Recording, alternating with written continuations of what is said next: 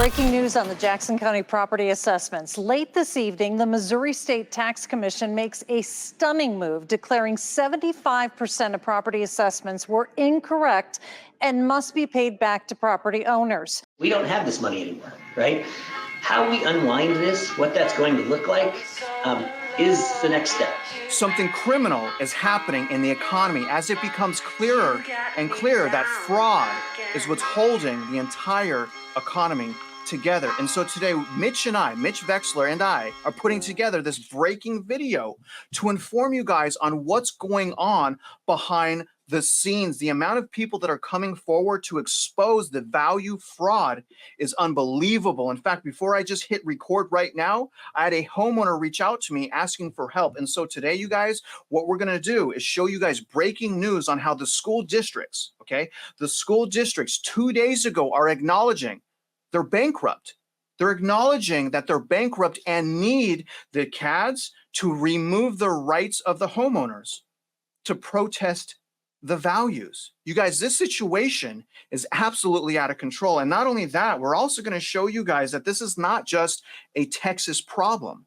This is a nationwide problem, and it goes past and far beyond the school district. As also, one thing we're going to point out is unemployment is broke. We don't even have enough money for the 4% unemployment. And you guys, we're going to end by taking a look at something called Operation Twist, which I believe is the birth of a new regime of corruption and fraud. And before I begin, Mitch, sir, how you doing today? Happy Monday. Very nice to see you again. And it's been a very long several hours. We got busy this morning, literally at 2 o'clock in the morning, courtesy of Emily Wolf from the Fort Worth Reporter. And an article showed up, and it confirms everything without exception of what we have been saying in these videos. I'm excited to show the viewers. And another thing I forgot to mention to the viewers, we're going to read a letter that Mitch wrote to a judge. So, behind the scenes, Mitch is trying to cut the feet out from underneath him, but we need your help. And so Mitch will also go into the stats on how many people are stepping up. And it is super depressing because almost nobody is stepping up to fight. Almost nobody. And so, Mitch, let me begin showing the viewers what you sent me. I think this was 2 days ago. You guys see the date right here. I mean, this is so shocking because I'm going to read to you guys what Fort Worth has requested. This is freaking nuts, you guys. And again, this is August 9th. So this is a couple days ago, and a few bullet points that I want to, review here. What's happened is essentially this, the CAD has frozen property values, meaning they're trying to have it to where homeowners can no longer fight the protest. This is shocking. Now, this is what it says. Under the new reappraisal plan, given the green light on August 9th, this sucks, the appraisal district will freeze residential market values in 2025 and switch to a 2-year residential appraisal schedule and establish a 5% threshold to raise residential values in the future. Each policy will result in greater value stagnation for residential properties, which is 100% fraud. Nowhere in the appraisal codes of conduct and the USPAP does it say anything about stagflation and anything about these caps and hitting the ISD budgets. This is so crazy. This goes on, guys. For Carroll ISD, which covers South Lakes and parts of Northeast Tarrant County, the 2025 value freeze could spell trouble. This is crazy. The taxable property values in the district are about 11% below market value with our 3 months of sales data, Chief Appraiser John Bobbitt told board members. So Mitch, I wanted to pause here for a second, because first of all, it's not below market value. First of all, it's probably 11% above market value, but I want the viewers to understand what this man is saying.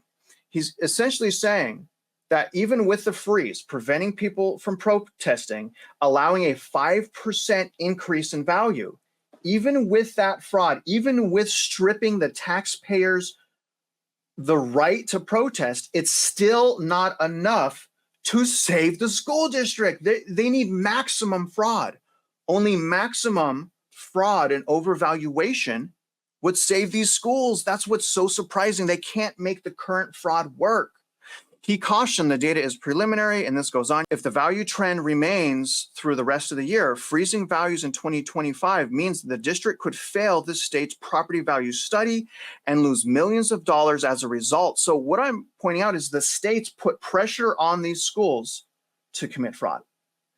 Okay, they're saying if you don't hit a certain threshold, we take away all your funding. Now, I want to read this as well, okay? Because this is very clear that who's winning here is the actual districts. It's not the taxpayer, it's not our children, and it's not the teachers. That's a gamble you run. Appraisal District Board Chair said you can lock property values in any given time, and that market can be going up, and that benefits the taxpayers, which that's not happening right now. So we don't get any benefits, but this continues. Or the market can drop dramatically. Yes, that's what's happening. And now they want to lock in the property values. Do you guys get it? Values have stagnated, especially in Texas. A lot of places they're actually going down. So don't think that they want to help the taxpayer. They are worried that they're going to collect less money because the values are actually going down. We don't win.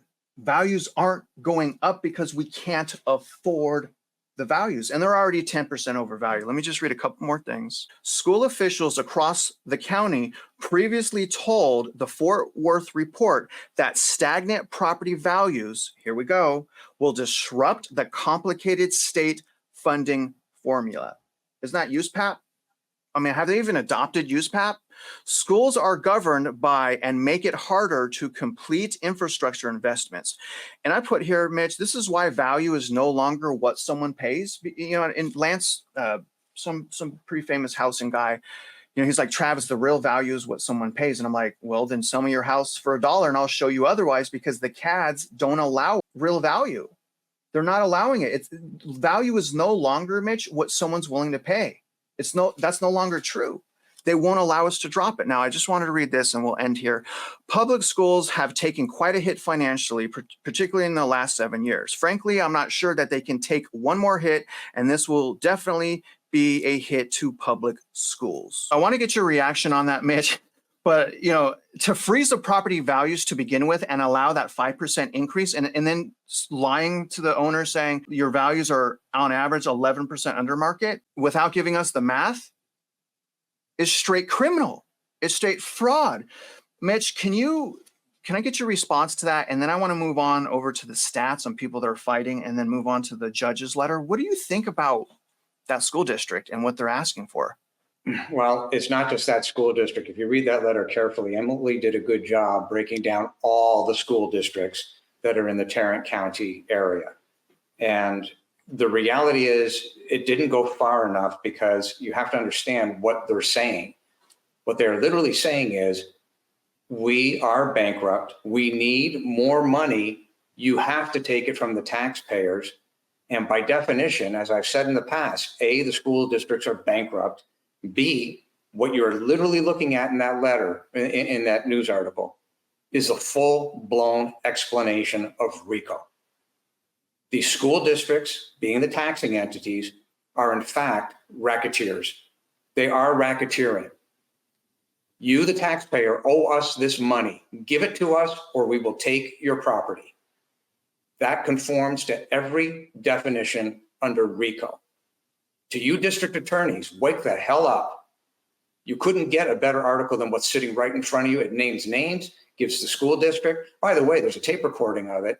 So that new meeting was 7 hours in length. So the amount of problems that are enumerated here literally confirms every single thing we have said in these videos since day one. It confirms every single thing that's on the Mockingbird Properties website /DCAT. It's all there. We're handing it to the DAs. We're handing it to the property owners on the silver platter. They cannot get away from the laws that they violated. We created a 10-page document that outlines every law that's being violated here. Now, how did we do that in advance of this article coming out? Because clearly the laws have been broken for a very long period of time. The world is just beginning to wake up and smell the coffee. So it's a good article. It's great. You know, the issue here, though, Mitch, is not enough people are waking up. Not enough people are joining the cause. Not yet, right? We are growing. And so if possible, I'd like you to bring out that, you know, those stats that you have. And I want the viewers to think about what Mitch is about to go over with you. He's going to read, you know, how many people actually stood up and protested. And it's not that hard. You click a button, you show up. They're not going to give you that much break, but you're going to get some value break. And when I read this, Mitch, it broke my heart, because what it demonstrates to us is people they're not standing up. They're not standing up. Can you read those stats, Mitch? Yeah, I think you have to understand why people don't get involved. They have been gaslit for so many years, at least since 2016, under the theory that the CADs, and even Chuck Saling himself said it in the deposition, we're DCAD and the public is just going to have to trust us. That's literally what he said. We've got it in the deposition. So therefore, if that is their attitude at the CADs and the public is being gaslit, well, Don Spencer stands up and says the median household value is $514,000. Well, we've already proven that that isn't true. But again, that's gaslighting the public. So what the public hears is just a straight up lie. Well, that's why they don't get involved. They don't understand what USPAP is. They don't understand how to put a comp grid together. So as long as you realize what the problems are under the hood with mom and pop not getting involved, now you have to tell the truth on how they can get involved. And to that point, I wrote a document early this morning that literally lays out how to bankrupt a CAD, because there's more than one way to skin a cat. Bankrupting the CADs is one of those ways. So you could take what we're about to discuss and apply it to your CADs in any state, right? The percentages are going to be very similar. So DCAD receives approximately 137,000 filed value complaints per year. DCAD is roughly 510,000 property counts. DCAD's ARB panel hears roughly 4,000 to 5,000 protests per year. 52% of the files and or complaints are a no-show. DCAD knows this in their calculations. There's a shortage of appraisers, RPAs. There are roughly 508 lawsuits filed per year by property owners past the ARB hearings. The ARB has a budget. Budgets are available for review at your local CAD, regardless of what state you're in. The CAD has a budget. Budgets are available for review at your local CAD. The CADs offer a one-person ARB hearing. Do not do this. Stand by, because you will have very little success when you're there. The CADs offer binding arbitration. Don't do this either, as you stand very little success of being successful.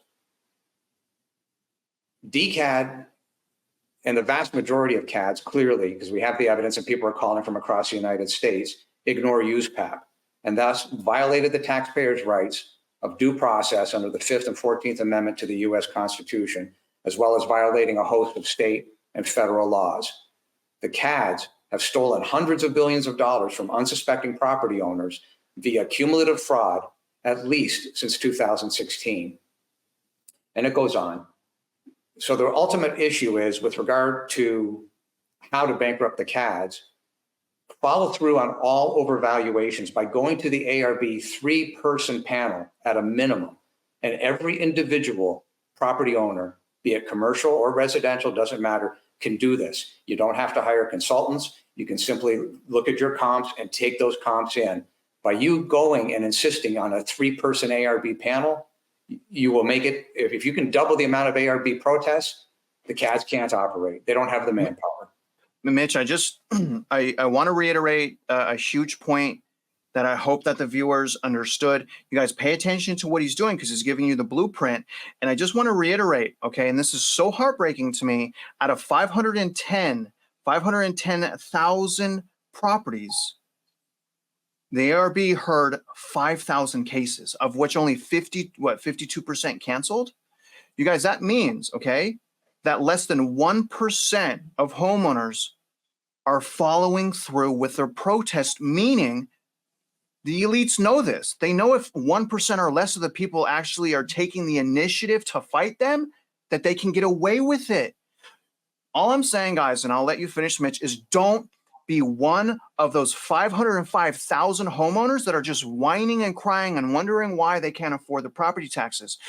do something about it and join the movement, guys. I'm sorry, Mitch.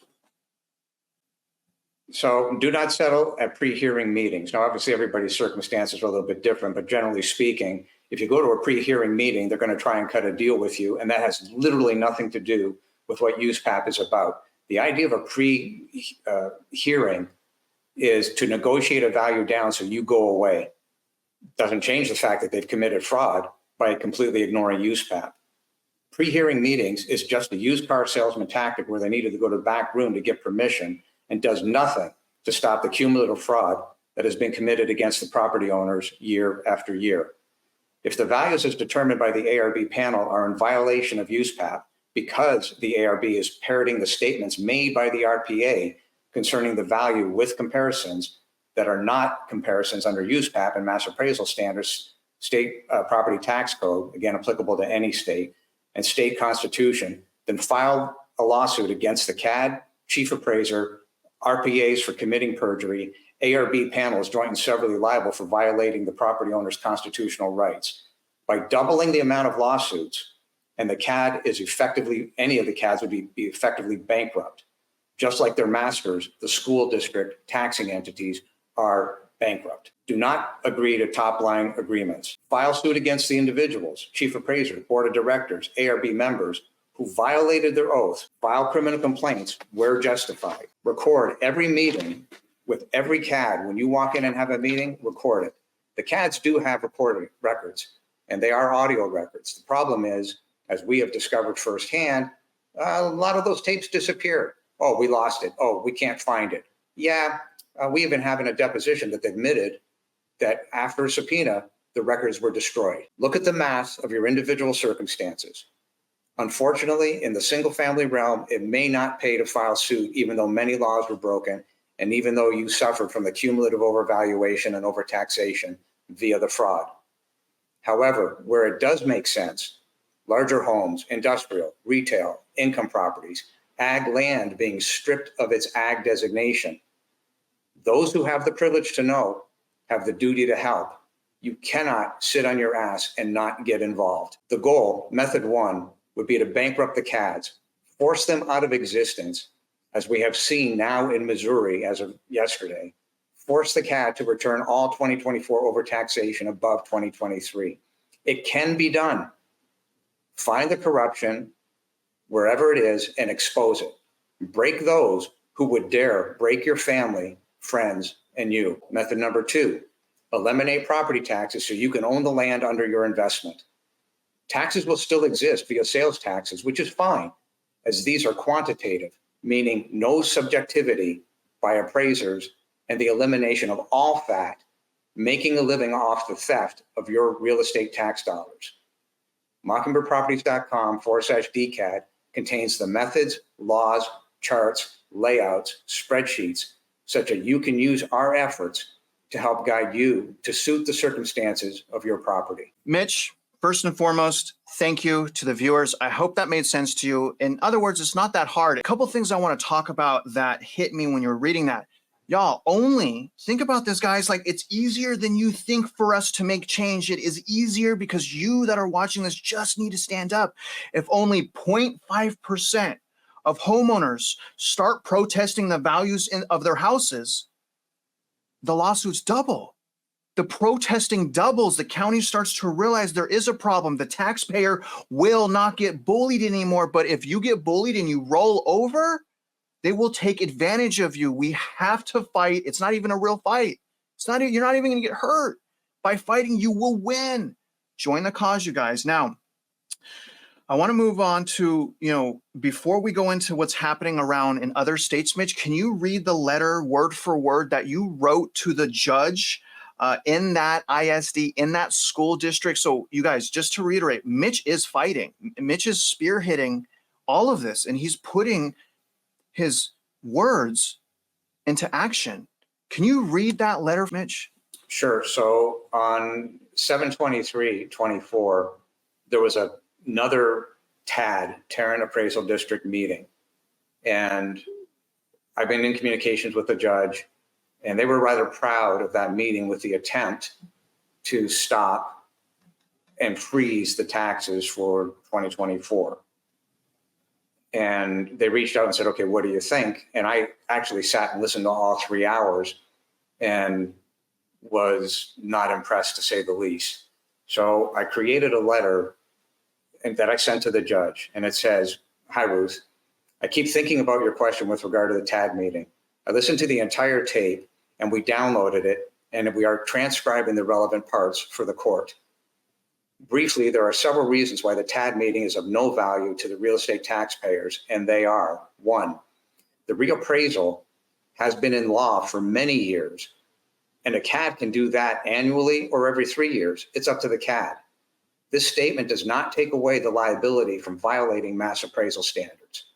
2, the 2 or 3 year freeze on values does nothing to lower the current assessed values, which were fraudulently and cumulatively created at least since 2016.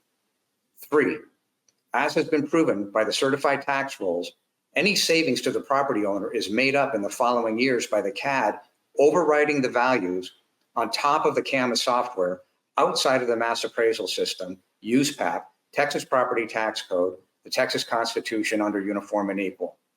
4, the property valuation study as determined by the Texas State Comptroller has the effect of the comptroller overriding and demanding increases in property values from the chief appraisers of each district. There is no law that allows the Texas comptroller to set initial market values or assessed values at any CAD, yet the CADs do the bidding of the comptroller and the taxing entities. 5, the freeze of values for whatever time continues the damage to the real estate taxpayers because it continues a cumulative effect of year after year increases, which will be made up, and or many taxing entities will have to file bankruptcy, which based on the cumulative fraud is exactly what should happen to them. In my world, when your liabilities are greater than your assets, that equals bankruptcy. 37% of the households are in harm's way of losing their homes or filing bankruptcy. There is no money to be had to continue the abuse. The households don't understand the cause of the problem. They just live the problem. Just like the TAD board is ignorant of the requirements in law, USPAP, Texas Property Tax Code, and Texas Constitution, they turn a blind eye toward the damage being done and further creating the illusion that TAD is doing something about the problem, when in reality, the evidence shows they are not. In combination or individually, the above shows the kabuki theater. If people, the board, ARBs, chief appraisers, etc., are not willing to take the time to understand the law and their requirements under the law, for which ignorance is no excuse, then the liability is on them. Our case is actually rather simple. Either the law exists or it doesn't. We're asking the court to confirm that the law, Texas Property Tax Code, USPAP, Texas Constitution exist, and that DCAD and all CADs adhere to the law. Thank you, Mitch. And that is incredibly powerful. I didn't want, for the viewers, that may have been a little heavy. That may have not been entertaining, but I could not interrupt Mitch. That was incredibly powerful, very easy and simple to understand. Now, what I want to do, Mitch, is I want to tell the viewers that, first of all, the amount of people that have come forward, attorneys, homeowners, just whistleblowers, shocking. One of the people that you've introduced me to is Jeremy. He's actually a huge appraiser out in California.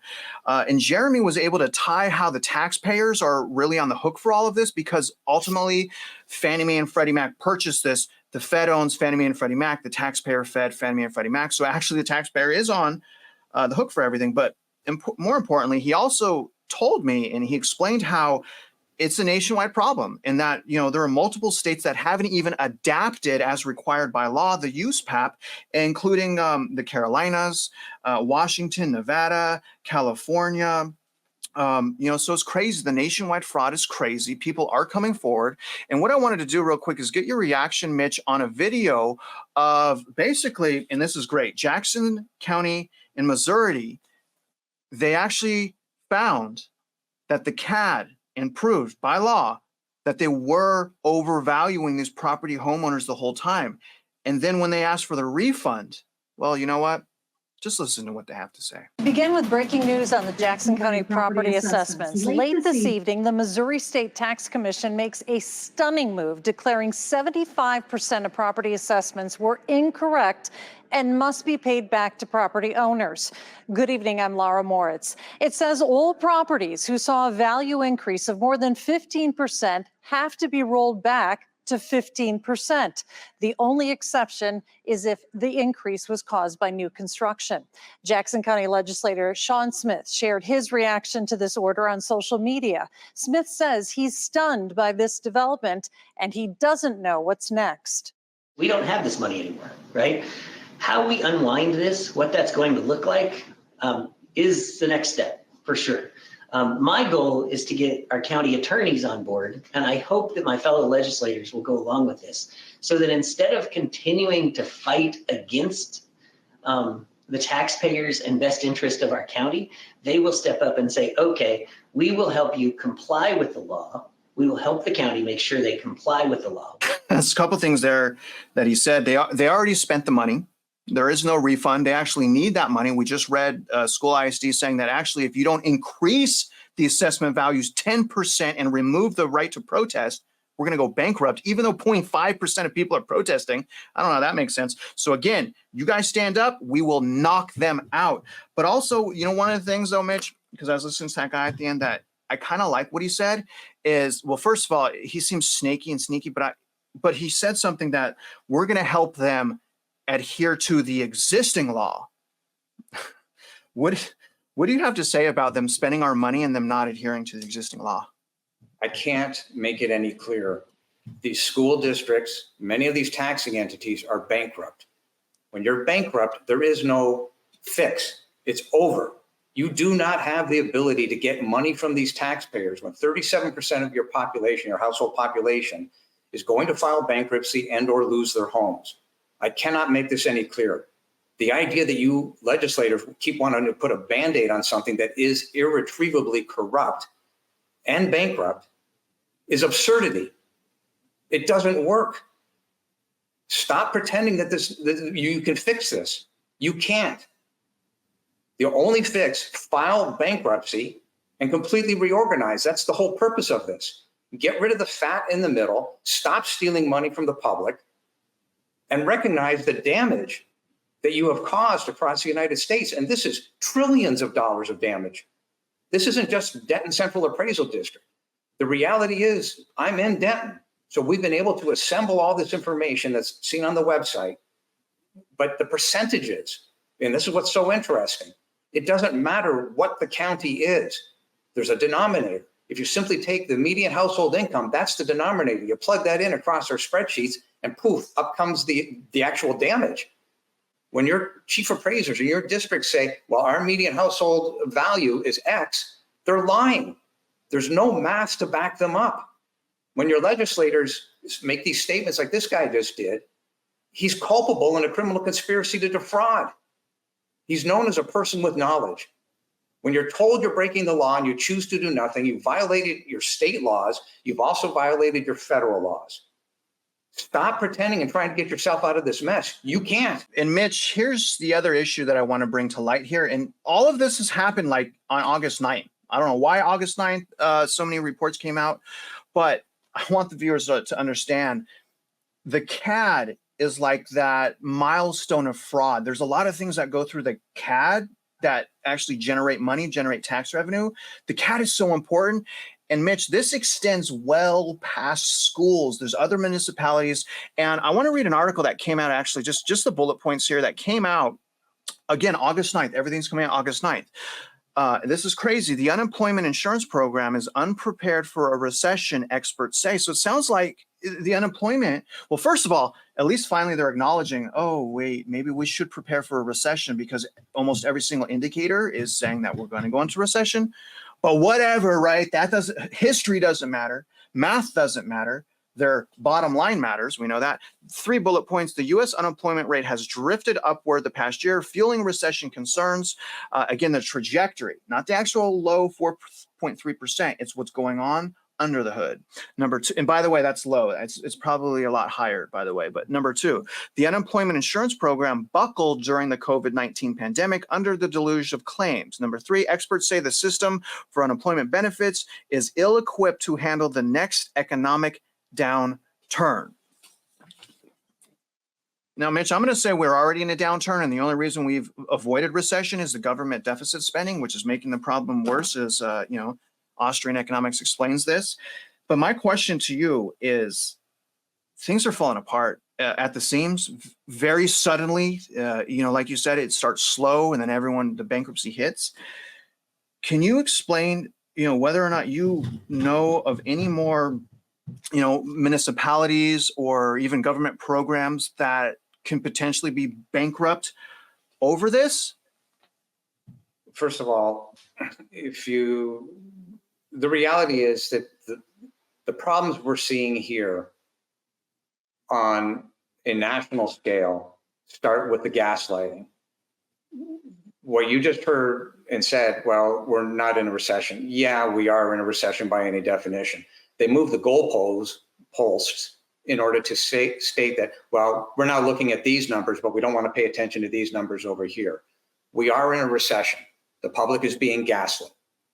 First thing. Second thing, when you understand that there is no money, where is this money going to come from? Like, there's literally no money today to pay for the bonds that have been created by these taxing entities. And yes, that includes municipalities, that includes school districts. School districts are the biggest offenders. And it's not that anybody is saying that the taxes don't have to be paid, but not to the point of theft, and not to the point of bankrupting people, and not to the point of saying, yeah, pay us the taxes or we're going to take the house you own.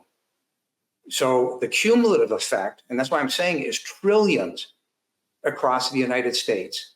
We have LA, Chicago, Miami. These are all people in Florida, Carolinas. Anybody and anything that touches USPAP, in truth, has now been weaponized against the taxpayers. USPAP is not being adhered to, which means they have made up the fraud for multiple years, and there is no way out of this box. It's irrefutable. I've got a list of documents right here. I don't even know if you can see it, but every single document on here is being ignored by the CADs. These are their documents. So the point of the matter is, when you say, well, they don't have enough money in unemployment insurance, well, okay, no kidding. You can't generate it. So I want to close this out here by taking a look at something called Operation Twist. You've given me this motivation. You've broken me out, Mitch, and I am hungry to get to the bottom of this. I'm hungry for this story. And when I think about what happened, and I look back, and we're going to, again, talk about Operation Twist, realistically, we should have affordability today that's 2014 levels. We should have the same levels of affordability as 2014. In my opinion, and our families and our households should be thriving. Our children's education should be excelling. Our health care, our health benefits should be fantastic. But instead of those things, what it appears happened is they just taxed our future, taxed the schools, the unemployment, education, and bailed out the banks instead. They bailed out the banks instead. This is called mortgage-backed securities. The taxpayers pay for that. Our future children pay for that. Instead of helping our households, our children, our lives, all that happened, guys, is they protected the banks and the elites. And I wanted to show you this program real quick, Mitch. Starting with the mortgage-backed securities. And again, this is when 2012. That's when Operation Twist really accelerated, and I'll show you that. But look at the amount of mortgage-backed securities. This is crime. This is criminal.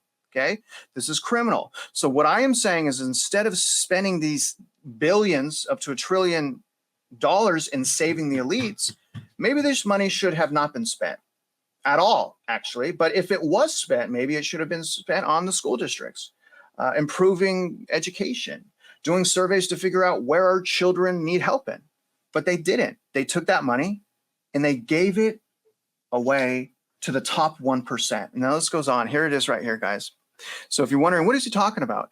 Okay, the Fed will continue its existing policy known as Operation Twist. This is an article from 2012. Together, the two programs will add $85 billion in long-term bonds to the Fed's balance sheet. Okay? So my question again is, why? Why did they do this? And then my other question is why did we allow them? Now, let's listen to a video from Ben Bernanke talking about why he's requesting this. 1%, the unemployment rate, is nearly unchanged since the beginning of the year and is well above normal levels. To help bolster the recovery and promote price stability, the FOMC has provided unprecedented levels of policy accommodation in recent years. With inflation anticipated to run at or below our 2% objectives, the committee has become convinced that further policy accommodation is warranted to strengthen the recovery and support the gains we've begun to see in housing and other sectors. Specifically, the committee decided to purchase additional agency mortgage-backed securities, or MBS, at a pace of $40 billion per month. The program of MBS purchases should increase the downward pressure on long-term interest rates more generally, but also on mortgage rates specifically, which should provide further support for the housing sector by encouraging home purchases and refinancing. And if we do not see substantial improvement in the outlook for the labor market, we will continue the MBS purchase program, undertake additional asset purchases, and employ our policy tools as appropriate until we do. We will, as always, take appropriate account of the inflation outlook and of their efficacy and costs. FOMC participants see an economic outlook that remains uncertain. The economy continues to face economic headwinds, including the situation in Europe, tight credit for some borrowers, and fiscal contraction at the federal, state, and local levels. The Federal Reserve is fully committed to both sides of its mandate, to price stability as well as to maximum employment. That was in 2012, by the way. I don't think we had a recession in 2012, but okay. Mitch, can we say that mortgage-backed security purchasing is kind of criminal, it's kind of fraud, and it's really just a way for them to protect the elite? Mortgage-backed securities, credit default swaps, credit loan obligations. It's straight up cocaine. It's a weapon of mass destruction. They all are.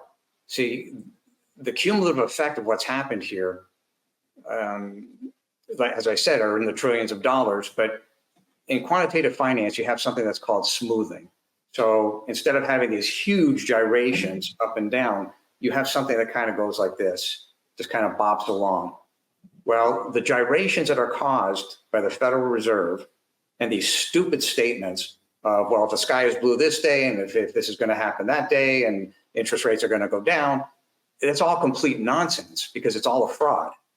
And that's what we're dealing with now. Today, we are at the tipping point. The cumulative effect of all these years of the financial engineering by the Federal Reserve that has never been on the right side of anything in its history, including the Great Depression, has caused the problem where we are right now. And if you think it's not big enough, go to the debt clock of the US government, go to the debt clock of the Canadian government, and you're going to be horrified. Do you know that the average taxpayer in the United States right now, as of yesterday sometime, was $254,000. The average taxpayer, $254,000 in national debt. And that doesn't even talk about the off-balance sheet financing problems, i.e. Social Security, Medicare, Medicaid. It's not even there. It's based on fraud. The 250 is based on fraud numbers. It's based on national debt. It's a very simple number. That's $254,000 per taxpayer. In other words, Mitch, like to be alive, just to have a pulse in the United States, we have $250,000 hanging over us Immediately, as of yesterday. It's probably up to $256,000 today. But the point of the matter is it's bad, right? How is the average real estate taxpayer going to cover that off? And the answer is they aren't. And therein lies the problem. The only thing that is holding this economy together right now today is a giant thread of fraud. And the sooner the people wake up and understand that fact, then the faster we can deal with it. Because every day that goes by, the compounding effect is cutting against the very underpinnings of the United States of America. And by the way, it's not just here, right? I mean, other countries do it as well. They've debted themselves past the point of payment. China, Europe, European Union. But it doesn't make it right? Three idiots in a room are still three idiots in a room. Yeah, it becomes even more of an idiot room. Three heads are not always better than one if you're an idiot. Yeah.